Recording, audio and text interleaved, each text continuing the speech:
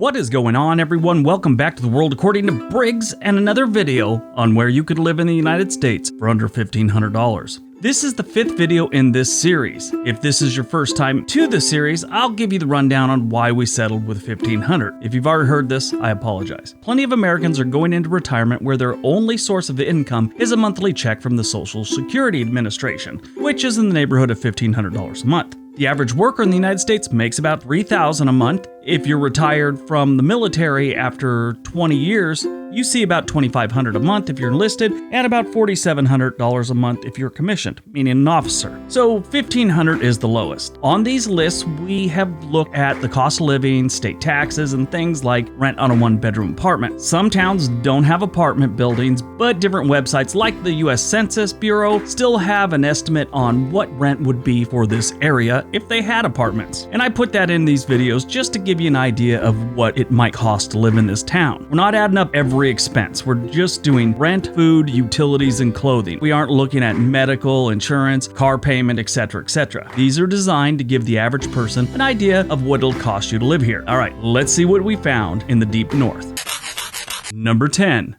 Baker, Montana. We start off our list in the great state of Montana. Statistically, Baker is a great place to live. Schools don't get the greatest rankings, but everything else is solid. If you're an active outdoor type, Baker's worth a serious look. Baker has year-round activities including fishing at Baker Lake, which is in the center of town, hunting for deer, antelope, pheasant, wild turkey, and rabbit. Probably don't want to do those in the center of town, but maybe go out a little bit. I don't know why someone would shoot a rabbit anyway. Anyway, moving on. Snowmobiling and cross-country skiing are great here in the winter. Baker was built along a transcontinental rail line near where the railroad created a lake, which is Baker Lake, to supply water to steam locomotives back in the day. That's how they got this lake in the middle of town. They have just under 2,000 residents, and they have a very low cost of living. Like most places on this list, they don't have a bunch of apartment buildings because almost all the states on this list in particular are very sparsely populated. So anyway, but different real estate websites give an estimate on what rent would be in a town, even if they don't have apartment buildings and stuff. It's a good gauge of how much it costs to live someplace without bogging the video down with a whole bunch of numbers. Rent here is estimated to be about $635 a month if they did have those apartment buildings, and you could survive in Baker on $1,480 a month. And homes are so cheap here, you might as well just buy one, not rent. Number 9, Springfield, Minnesota. Springfield is a small town of about 2,000 residents, about 2 hours southwest of Minneapolis on the Cottonwood River. This is a great place for families, not just the retired types. They've got a low cost of living, great school scores, and things for families to do. I mean, look at this. This is a small town, but they have a good looking community pool and a skate park. It's kind of nice to see in such a small place. It's an indicator that they're actually focused on family life here. Like all towns on this list, winters can be harsh in Springfield. I mean, it's called the Deep North after all. You gotta expect some cold winters. Rent in Springfield is estimated to be about $567 a month, and you only need about $1,457 to live comfortably in Springfield, Minnesota. Number 8, Warren, Minnesota. Warren, Minnesota sits on the Snake River about 30 minutes from Grand Forks, North Dakota. This is a town of only 1,500 residents, and it has great stats across the board. This is the type of town that has so little crime, I'm sure the local police deal with livestock issues on half their calls. This is another town that has some things that surprise me, like a hockey rink. Well, actually that one didn't surprise me. This is Minnesota after all. What is surprising is they have a golf course, tennis courts, and a community pool. 1,500 residents is normally too small to have things like that. I mean, all of them. You might have one or the other. This one has tennis courts, golf course, pool, a bunch of baseball fields. It's great. Great sign for a small town. The average rent on a one-bedroom apartment in Warren, Minnesota is $559 a month, and you could survive here on $1,456. Not bad.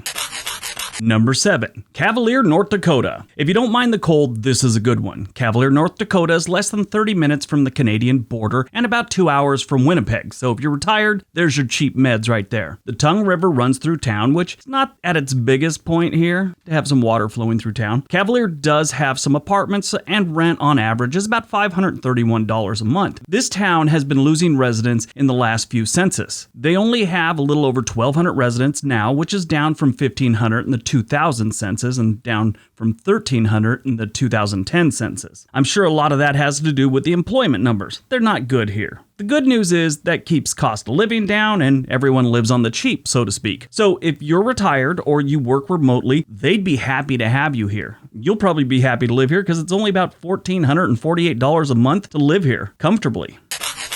Number 6, Roundup, Montana. I had a fever once and the only prescription was this campground near Roundup, Montana. Roundup, Montana is a town of just under 2,000 residents with the Musselshell River to the south. This river has some good fly fishing. I found a bunch of videos of fly fishing on different parts of this river on YouTube. Looked really good. Golf and fly fishing are two of the most common things I hear retired men say they want to do in retirement. Good news, they got both. The Pine Ridge Golf Course is right outside of town. Again, it's Montana, it can get cold, so it is what it is. But this is a nice town to live regardless. The stats are solid once you get past the schools, and they have a really low cost of living. Rent here, they estimate on average, is $524 a month, and you only need $1,440 to live here comfortably. Number 5, HALLOCK, Minnesota. HALLOCK has some of the best stats on this list. It would probably be number 1 if it was a little bit cheaper, but it's really nice, so it's going to be a little more expensive, but not terrible. This is a smaller community with about 1,000 residents and a whole lot of peace and quiet. Out by itself in the northwest corner of Minnesota, just over 20 miles from the Canadian border on Two Rivers. That's the name of the river, Two Rivers. It's not I'm saying there's two rivers here and not telling you the name. That's what it's called, Two Rivers. HALLOCK is a place for world-class birdwatching, camping, and golfing. Snowshoeing, cross-country skiing, and snowmobiling. That's what their website says. This looks like a great little community. They have an incredible video that I watched, and it just looks like a wonderful place. I've never been to HALLOCK. I'd love to go. Love to just visit this place. It looks like such a nice small town. Again, their biggest knock is going to be the cold weather. If you can handle the cold weather, this is a great place to live. Rent here goes for about $515 a month, and you could survive on $1,440 in HALLOCK, Minnesota. Before you go, make sure you master the one finger wave. That's not a middle finger thing. It's a hello with just your index finger while you're driving. They all do it. Number 4, Platte, South Dakota. Platte, South Dakota is a little spot on the map just east of the Missouri River and about 2 hours west of Sioux Falls, South Dakota. Statistically, this is another great town. If you fish, even more so. They have a buttload of YouTube videos of dudes fishing for walleye if you search Platte, South Dakota. They also have a bunch of locals that made several rhythmless dance videos. I didn't understand what was going on. I watched like 30 seconds of each and had to move on with my day. It was weird.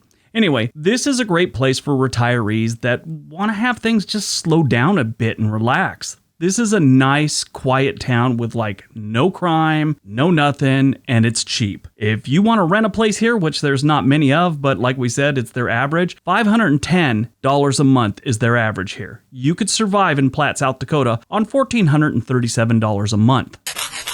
Number 3, Madison, South Dakota. We talked about Madison not too long ago in another video. This is such a special town, it deserves a second round, and they also have a white buffalo statue out in front of a car dealership that I'm jonesing to take a selfie on. Statistically, it's a good place for anyone to relocate to, and it has over 7,000 residents, so it's not some small burg out in the middle of nowhere. This is a good-sized town. People that visit here or move here have a tendency to never leave. If you want to rent a place here, the average for a one-bedroom apartment is $505 a month. That's the average. They do have some other ones that are a lot more expensive, but that's their average. And you only need $1,436 to survive comfortably in Madison, South Dakota.